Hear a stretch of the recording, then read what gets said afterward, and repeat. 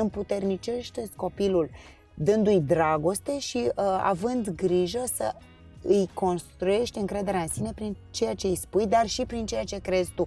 Că dacă te uiți la copilul tău și zice, e cam tâmpițel, dar zici deșteptul lui mami, să știi că el va traduce acel tâmpițel.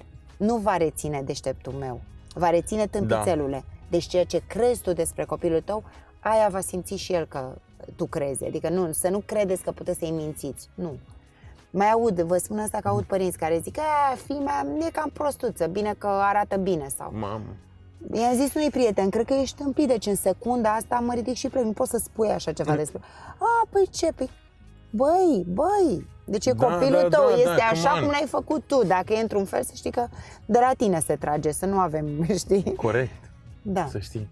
Foarte bună remarcă asta, mă bucur că ai povestit asta pentru cei care ne ascultă. Eu nu pot să mă dau așa mult cu părerea că n-am fost niciodată